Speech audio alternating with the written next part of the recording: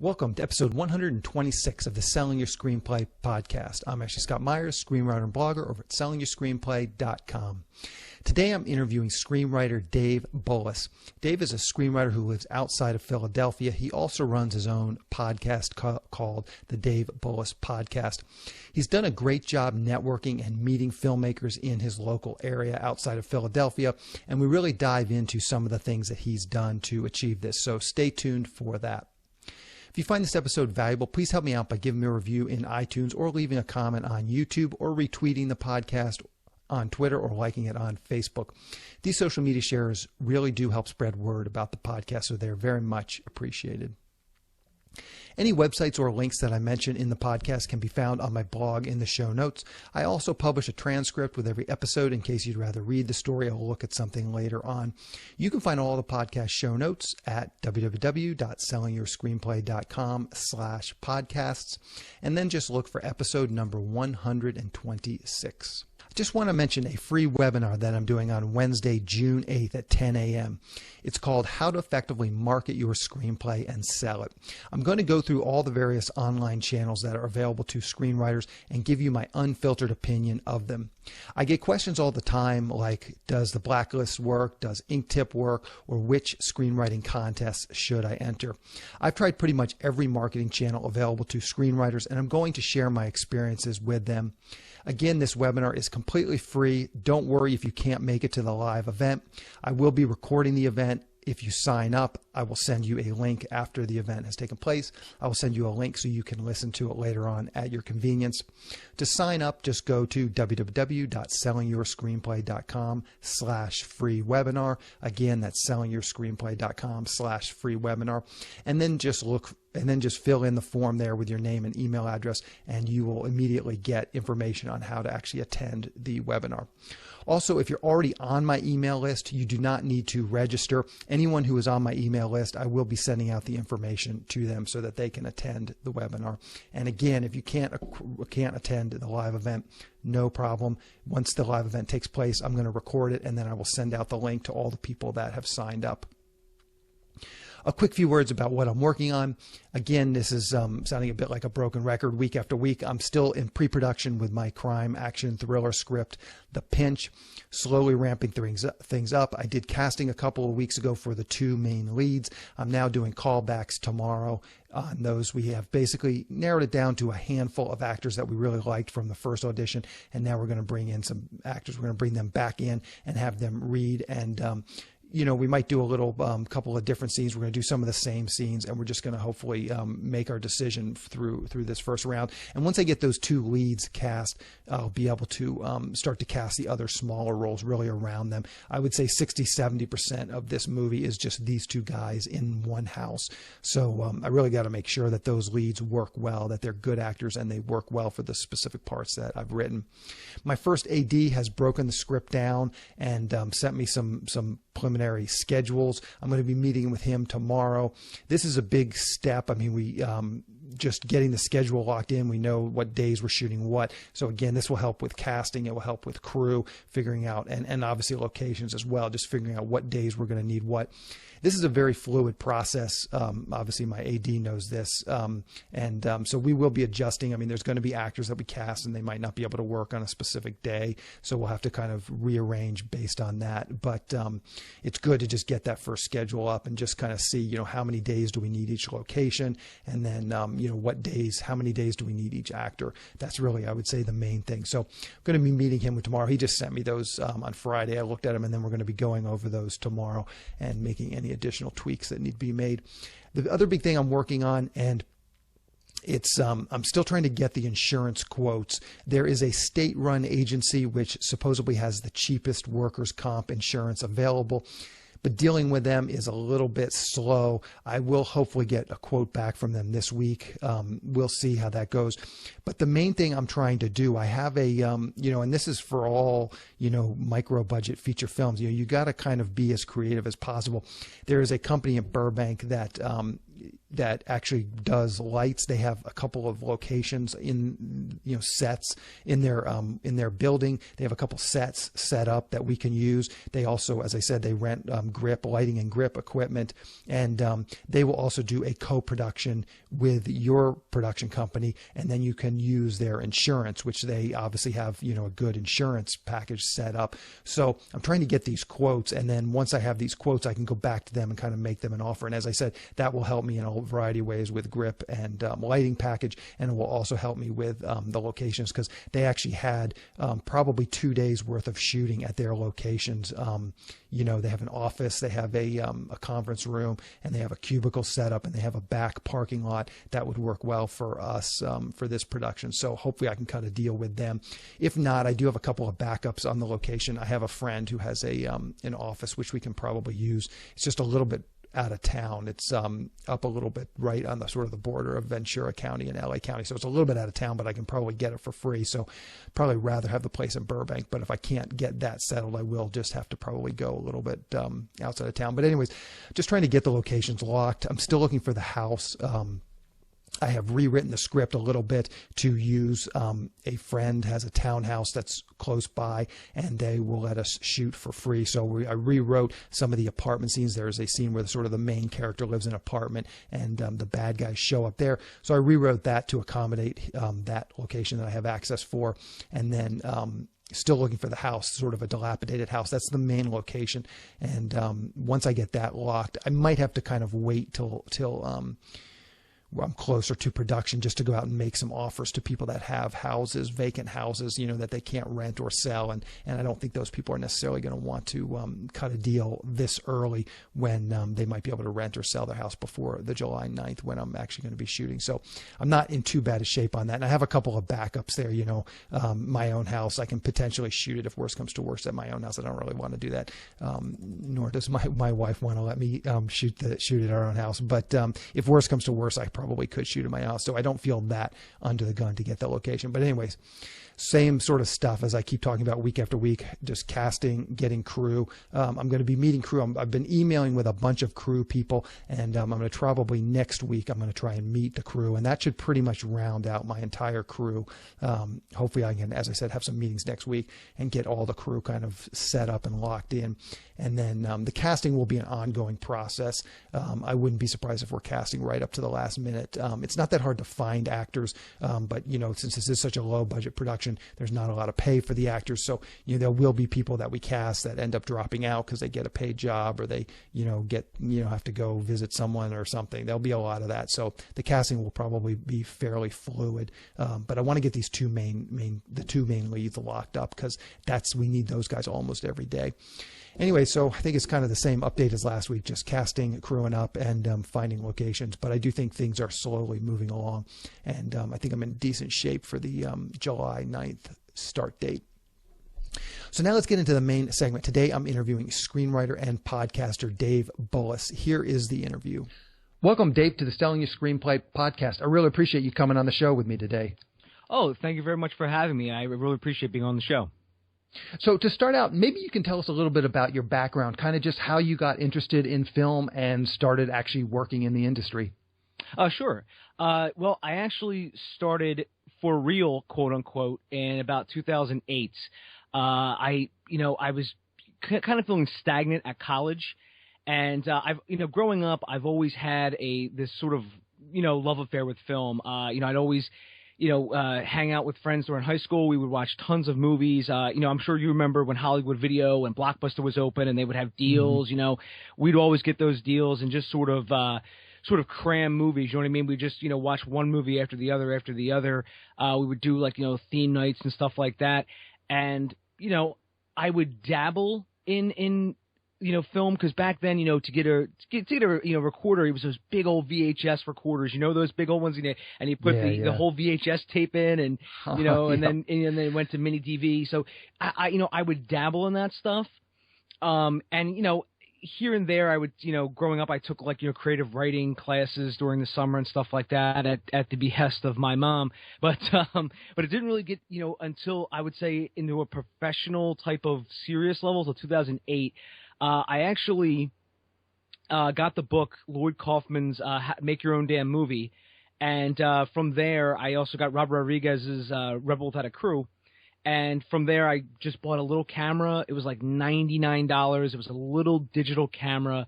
And I made a student film just using those 2 books as my jumping off point. And, made a ton of mistakes. And just basically, we shot at a friend's house, this entire student film. And one lesson I learned from that is don't make a feature-length film as your first serious project, because it took a lot of time and effort and patience with everybody. And from there, I just kept building onto it. And, I started to make short films after that, funny enough. And I've learned a lot just doing those, and one of them is don't make an action film as your second film, because the feature film was it was a comedy, and it was it was a sci-fi comedy, if you can, if that makes any sense. But when the second film, which was a short film that I did, and it was an action film, I reached way too much, way too quickly, and it ended up being just a complete mess. And then the third film I did was another short film, and I really wanted to get out there. So what I started doing was I started volunteering myself in Philadelphia and somewhat to like New York and New Jersey, and and I just wanted to get on people's sets, doing whatever. I wanted just to learn as much as possible. So I really started basically doing any position that was offered to me. I would basically some days I'd be a PA, some days I'd be a location manager. And just sort of getting this down pat and introducing myself to a lot of different styles of working. And, from there, I started to realize, okay, this is what, I sort of developed, when I walk into a set, I can sort of tell within pretty good amount of time, if this is going to be a professional set, if this is a fast and loose set, is this going to be a project that actually goes anywhere or just sits on somebody's hard drive, stuff, all that stuff. And then basically, I was able to, work with NFL films. I was able to sort of do background work for Always Sunny in Philadelphia and Friday Night Lights and Transformers 2 and all that other stuff I used to film in Philadelphia, because now, unfortunately, the Philadelphia film market is pretty much dead in terms of the big projects, because of the tax incentives sort of went away. So now what I've done since then, though, is since about 2012, 2013, right around that time, I've dedicated myself to screenwriting. I just basically said, you know what, I want to become not just good at like a ton of stuff, sort of being a jack of all trades, but a master of nothing. I want to be just great at one thing, and that way that one thing is sort of my calling card. And I chose screenwriting because I always liked coming up with different ideas and scenarios and stuff like that. And that's what I've been pretty much doing since about 2013, right around there, just focusing. So I know you can't see me because, we're doing audio, but next to me is basically my entire film library of just screenwriting books and instructional DVDs, and most of it is screenwriting books. I own every screenwriting book pretty much I think you can buy. I know that's probably not a good thing to admit, but I just I was like, what's the harm, right? Because I know some people listening to this are going, they're all worthless. But but I just I wanted to learn any which way I could, and I started reading a lot more screenplays of movies I've never seen before, so that way I sort of can envision it. Then I would watch the movie, and just dissecting movies that I enjoyed. And so that's pretty much what I've been doing for the past 2 or 3 years. I haven't really gone on too many more film sets or anything like that. Just for a number of reasons, but so let me dig into a couple things just that you said. So first, you mentioned this. You're calling it a student film, but it was a feature film. Did you try and find distribution? Did you send it to some film festivals, or was it, as you said, just basically sat on your hard drive? Well, I actually did finish it. We completed it. We edited it, put it on DVD. We sent it to one film festival. And it was too long, so that was the end of it. Now every year, my friends and I, we get together who are in it, and we watch it. And you guys laugh all night? Oh, yeah, we laugh. And sometimes some bad feelings come up because it's like, hey, remember that time when showed this? And, it's just, but it's all funny in the end. But, yeah, we actually, the film festival we submitted it to was Trauma Dance, and It was just too long, and that was fine. How long was it? Ended up being 90 minutes. Okay, and they wanted shorts. They didn't want features. Exactly. Yeah, I see. Okay, so one of the things that I think is fascinating about your story is that you're basically, I mean, not basically, you are outside of LA. And I get a ton of emails from people, who are not in LA, they're not maybe even in New York, and they're just wondering what can they do to break in. So let's touch on that a little bit. I'd be real curious to just hear, like you mentioned a bunch of these PA jobs, location coordinator. How did you actually network and find those opportunities in Philadelphia? Because it's got to be, it's difficult in any industry, it's difficult in any city, but it's got to be difficult in Philadelphia. Did you know someone? How did you meet that someone? Kind of maybe just give us the background of kind of how you got those first couple jobs. Oh yeah, sure, absolutely. I actually, going in, I knew nobody. I actually, on the onset, this is something I've always wanted to do. And my parents have no connections or contacts. So I was going in there literally with nothing. And I sort of had to figure out how I was going to do this. And in Philadelphia, there was an event. I found there was one film event, and it was called Show Us Your Shorts. It doesn't exist anymore, that event, because I used to do it I think once every 3 months. And I went there, and I just was able to meet a ton of other filmmakers. I was like, this is phenomenal. And they all had projects that they were showing that night, and some of them looked more professional than others. But I was obviously they were all better than my student film, which I don't think anybody else outside my friend group would find funny.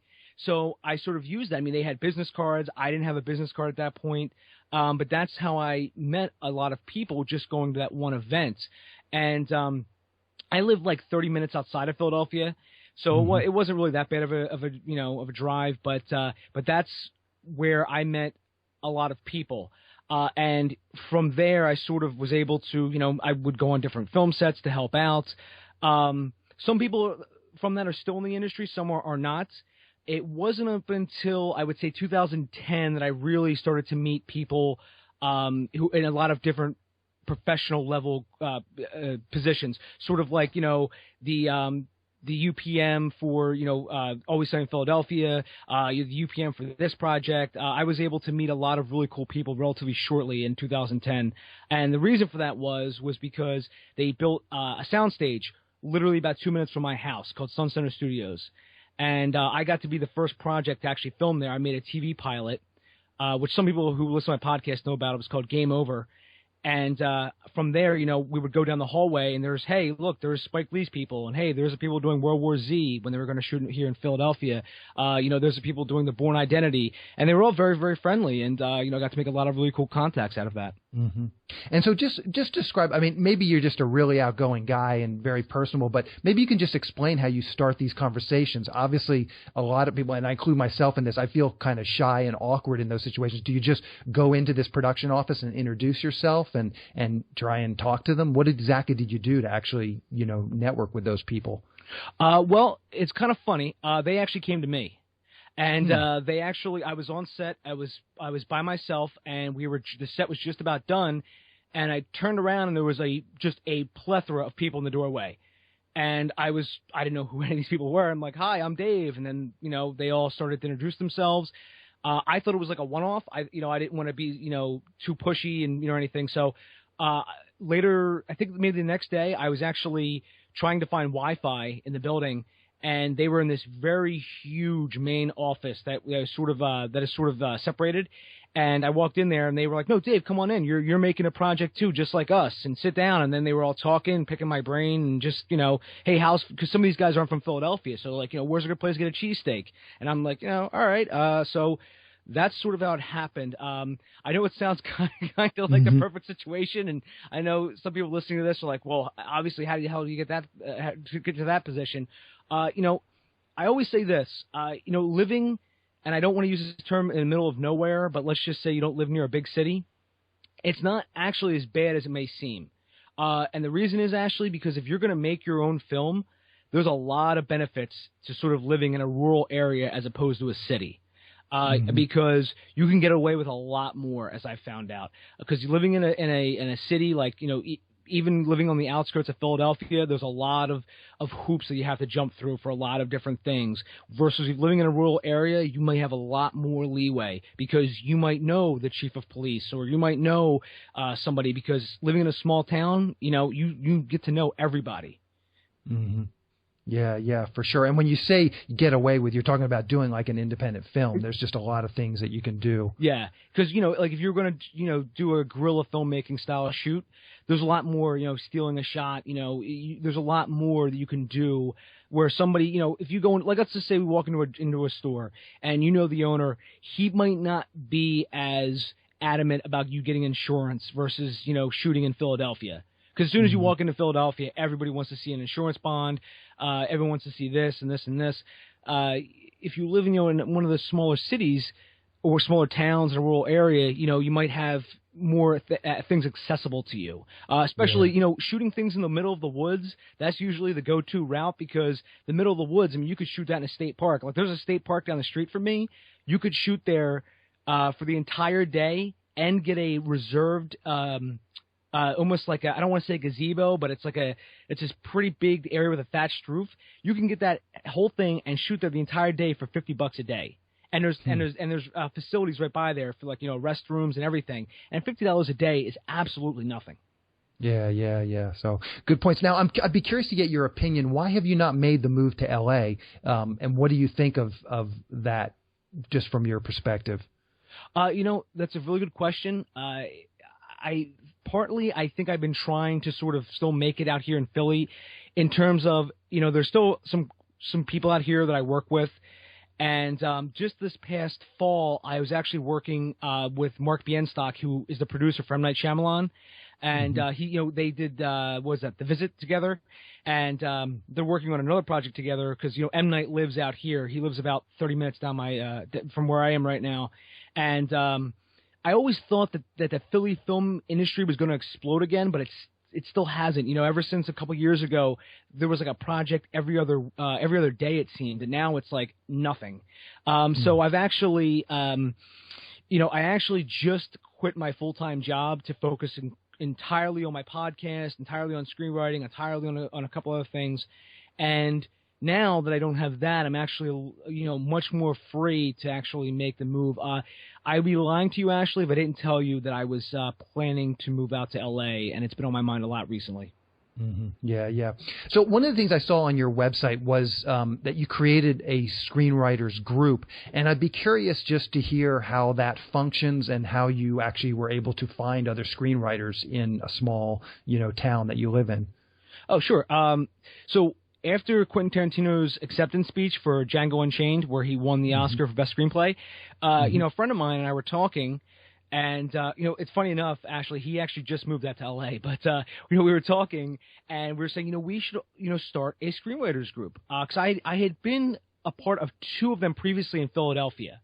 I don't, some people have actually moved back from L.A., some people have moved back from New York, and, they actually live in Philadelphia now, and we get to talking, and, you put up on, even on Twitter, on Facebook, some people are on LinkedIn, and some people are on, meetup.com. There are like-minded people who actually do want to get either into screenwriting or back into screenwriting. So that's how I've been able to sort of start these various screenwriting groups.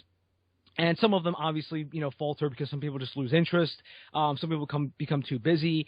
But the one we were just discussing that I started, it was just, a friend of mine and I, and we knew some other filmmakers, and we said, would you guys be interested in meeting, once or twice a month? And they said, yeah, and we kept that up for about 2 years. It didn't fall apart up until earlier this year when the group just we couldn't meet anymore because like I was saying, the one guy he moved out, the co-founder with me, he moved out to L.A. because he does a lot of work with actors and models. And now he was offered a job out in L.A., so that's where he went. And other people just, got new jobs or, wanted to start a family and just really didn't have the time anymore to dedicate to a group. Yeah. So how does your screenwriting group function? Do actors read pages? Do the writers read pages? Do you guys give notes? How many writers present at a given session? So what we did was we met twice a month, and the first month was we allowed like a free writing sort of project where, short scripts, 5 to 10 pages, just about, something, just to sort of get your idea flowing. It was completely up to you. If you don't want to participate, that's fine. And the second half of that meeting was dedicated to brainstorming. So you would tell everyone what you're working on, and they would give you feedback. And we constantly, work out, different problems, and help each other out. And the second meeting of that month was when we had to hand in pages, a minimum of 5, a max of 20. So that way we could sort of just go through this person's project and sort of see how it's developing. And we really didn't get into readings up until a project had many draft iterations and was pretty strong. And one of the writers, we brought in different actors and actresses, and they would read the lines out. And we would get their feedback just from an actor's standpoint. And funny enough, that script ended up getting read on another podcast. There was a podcast that actually read unproduced screenplays, and they actually would assign different people roles and stuff like that. And it was pretty interesting.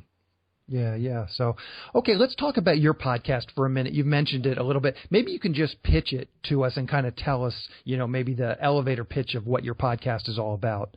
Sure. Every week I just interview a working professional in the TV or film industry, and I just want to pick their brain about, not only why they got in, but also their entire method of working. Because it's just amazing how many different people I've had on and how many different methods of working I've been able to sort of, sort of hear about. Because when they, when everyone's discussing this, it's almost like, some people have never been asked that before in a different way, because it's like, they start discussing, the sort of building blocks of how they work, or the sort of building blocks of their day, rather than just saying something like, "Oh, where do you get your ideas from?" I think some people just sort of get tired of that question, or just that question is whatever to some people. But when I sort of break down the process piece by piece, you start seeing it a little differently than asking a question like, "Where do you get your ideas?" You know what I mean? Yeah. So I had Doc Kennedy. He tweeted in a question he wanted me to ask you, and I think it's just a great general question. You've probably answered it before, but what is sort of the number one thing that you've learned from interviewing all of these working filmmakers? That is a very good question. I actually wrote a blog post about that as well. Some of the things that I've learned doing 100 episodes of my podcast. The number one thing that I've learned doing that is if you really want to do something, like you want to be a screenwriter, you have to sort of train yourself and base yourself around that. What I mean by that is, on my 100th episode, I had Don Barris, who actually works for Jimmy Kimmel, and he knew what he wanted to do. He wanted to get into comedy, and he would turn down any job that didn't involve him having a mic in his hand. And he drove from, Saginaw Township, Michigan, all the way out to L.A., didn't know anybody. He slept in his car for 2 months, and he just kept driving he wanted to get into comedy. And, now he works for Jimmy Kimmel. But that's something I've learned, is that you got to sort of set your sights about, what you really want. So if you want to be a screenwriter, I don't think that's enough. I think you got to sort of break it down even further and say, I want to be a comedy screenwriter. I want to write comedies like this writer, and sort of figure it out that way. And then you can sort of target it better, because, producers come in all different shapes and sizes. They become in tastes is what I'm trying to say. And, if you can't pitch a horror screenplay to a producer that just does comedy. I had Cassian Ovis on, and Cassian did Dallas Buyers Club and all these Oscar award-winning movies, and he and I were talking about the same thing. He would only take on certain movies, and you only get one chance to make that pitch. You only get one chance to make that first impression, and you want it to be an absolute grand slam shot. So if that's one thing I took away from that, is you really have to set your sights, really focus in on one thing, and that way you can actually build upon that and follow that to see how you can get better in that specific area, if you know what I mean. Yeah. And maybe you can just highlight a couple of episodes. You know, if someone just wants to, obviously with 100 episodes, that's a lot to go through. But if there was just maybe 1, 2, or maybe 3 episodes that you would want to just really say, listen, if you're only going to listen to one episode, I would listen to this one. Maybe you can highlight a couple of them. Sure. The one with Don Barris, which is episode 100. I thought that was, Don is phenomenal.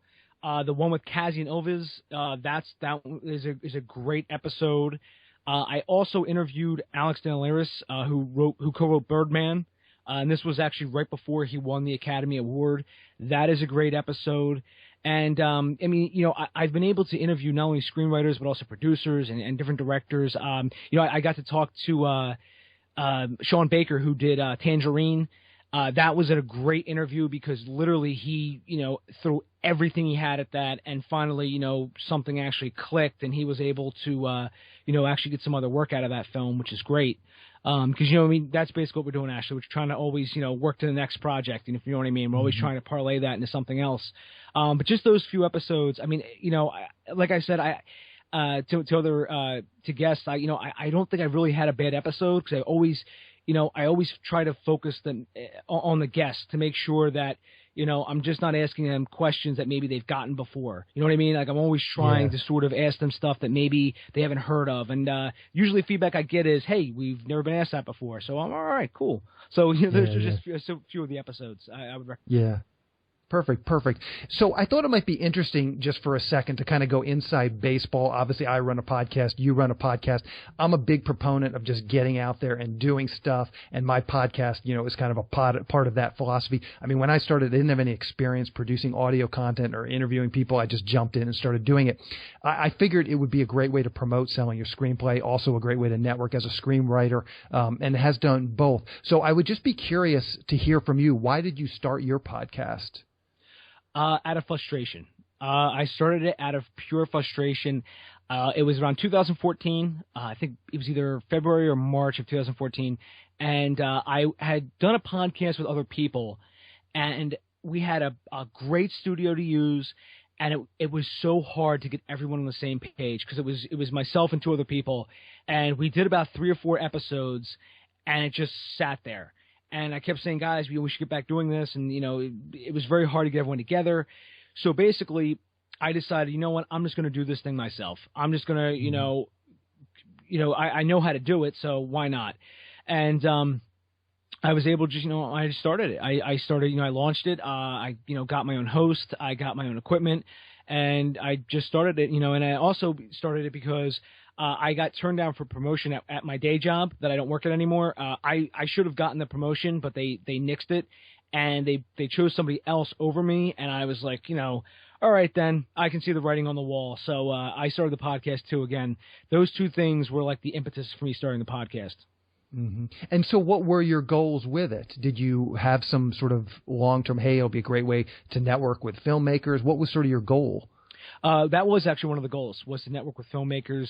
I also wanted to increase my knowledge of just, meeting different people. And also, I just wanted to do something creative. I just wanted to have sort of a creative outlet where what I'm doing can actually get produced. Because, writing a screenplay is a wonderful, wonderful thing.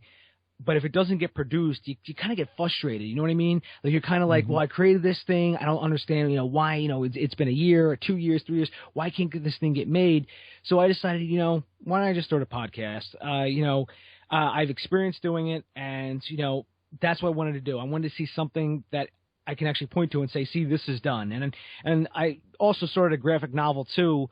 And I just received the 4th issue from the illustrator, and so I'm going to put those 4 issues up on my website for free. It's a practice graphic novel. It's just for a creative outlet. I would never make a dime off of this, but that's why I just want to see something I worked on actually get produced, because again, like since 2013 I pretty much stopped doing my own projects for a couple of different reasons, but that's why I was just sort of stifled creatively and was pretty frustrated. And so you said you had experience doing it. You knew how to do it. What experience did you have going into this? Was the experience just on doing those 2 or 3 episodes on that other podcast, or did you have professional experience producing audio content? A little bit of both, actually. Because on the one side, I actually have worked on other podcasts before. And then on the flip side of that, I did actually work with different people, producing audio, whether it be for like events. I would usually get the audio and the video, and I'd make the video and I post it online somewhere, and I take the audio and mix it down to be like, an MP3 or what have you.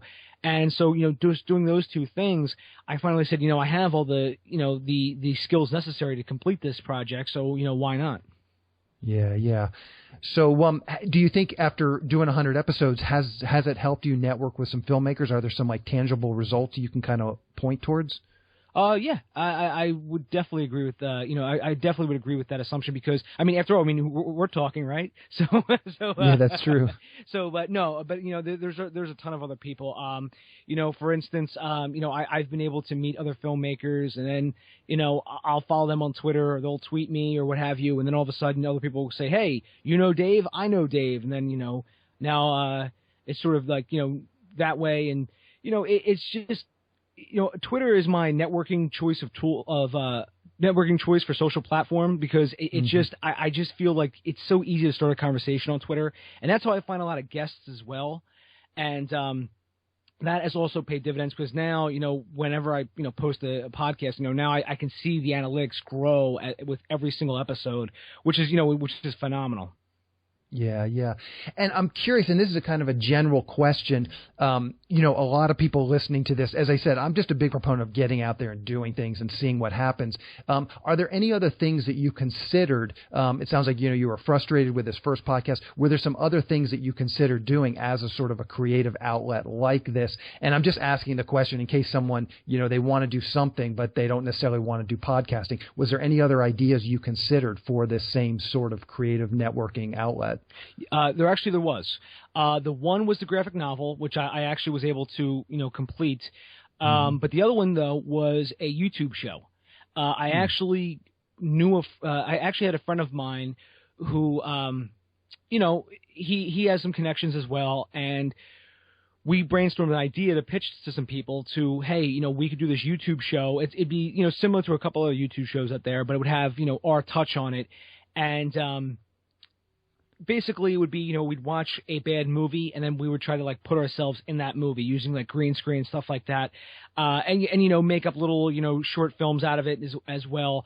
There's other people who are doing stuff like that now, but at the time, it was sort of like, I don't really know if there was too many other shows like that out there, but that was one of the other ideas. Cause we had the camera, we had the lighting, we had the green screen.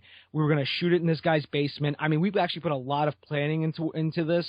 When we pitched it, the person actually liked it. And unfortunately, can't really go into details, but the person's boss didn't like it so much. So unfortunately, that's what stopped it. Now, granted, Ashley, we could have just shot that thing and done it ourselves, but that would have been pretty time consuming. So that's when I decided, the podcast would be a little less time consuming and still allow me to do screenwriting. Yeah, yeah. So what's the best way for people to keep up with you and kind of just follow you along? You mentioned you use Twitter a lot, so you can mention your Twitter handle here or, your blog too. You're very active there as well. So maybe just mention that stuff, and I'll round all that up and get it into the show notes, but just give a shout out to it. Sure. You know what? Everyone can find me at davebullis.com. And there's a contact form there as well. You can just shoot me an email. If you ever want to, shoot me an email for whatever reason. And on Twitter, it's just at Dave_Bullis. But yeah, that's the best ways to reach me. Perfect. So thank you, Dave. I really appreciate you coming on the show and talking with me. Very informative episode. Lots of great information. Oh, actually, my pleasure, man. And thank you for all you do. A quick plug for the SYS Screenwriting Analysis Service. It's a really economical way to get a high-quality professional evaluation on your screenplay. When you buy our 3-pack, you get evaluations at just $67 per script for feature films and just $55 for teleplays. All the readers have professional experience reading for studios, production companies, contests, and agencies. You can read a short bio on each reader on your website, and you can pick the one who you think is the best fit for your script. Turnaround time is usually just a few days, but rarely more than a week. The readers will evaluate your script on 6 key factors: concept, characters, structure, marketability, tone, and overall craft, which includes formatting, spelling, and grammar. Every script will get a grade of pass, consider, or recommend, which should roughly help you understand where your script might rank. if you were to submit it to a production company or agency. We provide analyses on features and television scripts. We also do proofreading without any analysis.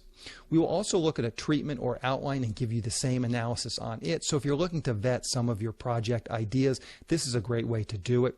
We will also write a logline and synopsis for your project. You can add this service to an analysis, or you can simply purchase this service as a standalone product. As a bonus, if your script gets a recommend from a reader, you get a free email and fax blast to my list of industry contacts. This is the exact same blast service I use myself to promote my own scripts, and it's the same service I sell on the website. It's a great way to get your script into the hands of producers who are looking for material. So if you want a professional evaluation of your screenplay at a very reasonable price, check out www.sellingyourscreenplay.com/consultants. Again, that's sellingyourscreenplay.com/consultants. In the next episode of the podcast, I'm going to be interviewing Perry Teo, who just wrote and directed a film called The Curse of Sleeping Beauty, which is a kind of modern retelling of this classic Sleeping Beauty fairy tale. So keep an eye out for that episode next week. To wrap things up, I just want to touch on a few things from today's interview with Dave. Hopefully there are a lot of takeaways from the interview and a number of lessons that you can really apply to your own careers. I really like the way that Dave just goes out and does things, from starting a writer's group to starting a podcast to just going to local film events and networking. That's really the name of the game in this business, especially if you're not in LA. You're going to have to make a big effort to meet people and network. A podcast is a great way to do that in this day and age, and Dave is a great example of that. As he mentioned, he had a little bit of experience with producing audio content, so it was a good fit for him. But there's tons of ways in this day and age to just get out there, use the skills you have, use the talents you have to just get out there online, wherever, and local film events, and just start networking and start meeting people and start getting yourself into sort of the local industry that exists. No matter how small it is, I can almost guarantee you that every reasonably sized city or town in the world, probably, but certainly in the United States and the UK and Australia, there's going to be some people that are interested in film, that have aspirations to be in the film business, and it's a matter of meeting those people and to just start creating content. Before the SYS podcast, I didn't have any experience with creating podcasts or creating audio content. I just figured I just kind of thought I could figure it out as I went along. And in fact, I'm still figuring it out and improving things as I go. I've done well over 100 episodes now, and I still feel like I have a lot to learn, and I'm still trying to tweak my system, make the podcast better. So, nothing is ever perfect. And if you wait for it to be perfect, if you wait till you have everything in place, I just don't think you're ever going to get there. And, you can go back and listen to a lot of my podcast episodes, and a lot of them are pretty rough around the edges, but, I just keep putting them out there and keep trying to get better. I've talked about this before as well. When I was doing the Kickstarter campaign in January and February of this year, one of the biggest benefits of doing it, aside from obviously raising the money for the film, was just interacting with people who listen to the podcast. Just lots and lots of people who listen to this podcast reached out to me and just started a conversation, generally via email, but sometimes even just via the Kickstarter messaging system. But the bottom line was there was just networking going on and meeting people. And in fact, that's exactly how I met Dave Bullis. He found my Kickstarter campaign. I think he might have been listening to my podcast, but he found the Kickstarter campaign. I think he contributed a little bit of money, $20 or something. And he just reached out and said, "Hey, I run this Kickstarter. I like what you're doing. Maybe we could chat sometime." And that's kind of got a conversation going. And I thought, yeah, let's both interview each other for the podcast. And so now it's like, Dave Bullis knows me and I know Dave Bullis. And that's just getting out there and doing stuff, just getting out there and meeting people. One of the big things I'm really finding doing this film, I'm only halfway through pre-production. Obviously, I've been in the business for a while, so there's a lot of people I already know, and I'm certainly using a lot of people that I've known for years with this production. But, I'm meeting a lot of new people. The first AD is somebody I didn't know. The cinematographer is someone who, again, reached out to me through Kickstarter, and so now I'm getting to know him, getting to know the first AD. Lots of new people, a lot of the cast and crew. Certainly, I'll be using a lot of cast people that I do know, but a lot of the cast. The two main main leads, I really don't know anybody that's right for those 2 main leads. So I'm going to have to kind of get outside my own, networking and my own network of people. And I'm going to have to find new people and meet those actors and interact. And I'll know those actors really well. By the end of this shoot, I don't know if I'll be friends with them, but I'll know them pretty well. And maybe some of those relationships will progress and move on to other projects. Movie making is such a collaborative process that having these connections and knowing people, crew people, cast people, knowing these people is really essential to getting stuff done. I mean, nobody is going to make a movie on their own. I don't know, maybe you could, if you were an animator and, you could do your own voices and do your own animation, maybe you could create something there just completely wholly by yourself. But for the most part, you need to know people. You need to get out there and know people. And again, I really like what Dave had to say about, he's just going to local events in Philadelphia. He's just starting writers groups. He's just starting a podcast. He's just getting to know people. And my guess is virtually every single person in the Philadelphia area who's into filmmaking, who has aspirations of being a filmmaker, I bet they've heard of Dave Bullis. I bet they kind of know of him. If they don't know him personally, I bet they know him. And he's kind of becoming a big fish in this small pond. And, meeting those people, and they'll be able to help him on his projects and just help him progress along in his career. And I think that's really what all of us need to be doing, whether it be networking with producers, actors, directors, whomever. Those people can help all of us as writers. We can help them and they can help us. And that's just kind of how it goes. So would really encourage people to just go out there and start doing stuff, a podcast, a short film, a micro budget feature film, just anything. I mean, going in, becoming a screenwriter, at least for myself, it's just, a creative outlet. I like to do creative things and get them out into the world. And if one of my big frustrations being a screenwriter is I've written, probably 35, 40 feature-length scripts, and only a handful of them actually get produced, and that's not uncommon. I mean, I probably have a pretty good percentage. I think I have 6 feature film credits, and I don't think I've written 60 scripts, so it's more than 10% of what I've written. But that can be very frustrating, and so getting to know some of these people and getting to the point where you can actually see your stuff get out there. And the podcast, these other things, short films, I mean, those can all be creative outlets. A podcast can be a creative outlet. A short film can be a creative outlet. A micro budget feature film can be a creative outlet. So to me, these things are very much it's sort of about why I got into being a screenwriter. I didn't become a screenwriter because I thought, gee, I can just make oodles of money. If you want to make oodles of money, I think there's probably quicker and easier ways to do it than screenwriting. I got in it because I just thought it was cool. I liked the creative process. And so all these things that I'm suggesting kind of feed into that. They're a part of that. And my own podcast, I really feel like this is part of the creative process as well. I really enjoy doing the podcast, and I'm meeting people through the podcast. But again, if podcasting isn't for you, try something else, a short film, a micro budget feature film, maybe just networking on Twitter, maybe going to something like Stage 32 and networking and meeting people, going to local film festivals, maybe starting your own film festival. If there's no film festival in your area, start your own film festival. There's really, this is as creative as you can be. There's probably opportunities that exist there. It's just a matter of being creative, figuring out what you're good at, what you like to do, and put those talents to use. And it doesn't have to be just writing screenplays over and over again, just writing scripts that may or may not ever get produced. There's just so many things we could all be doing. Anyway, that's the show. Thank you for listening.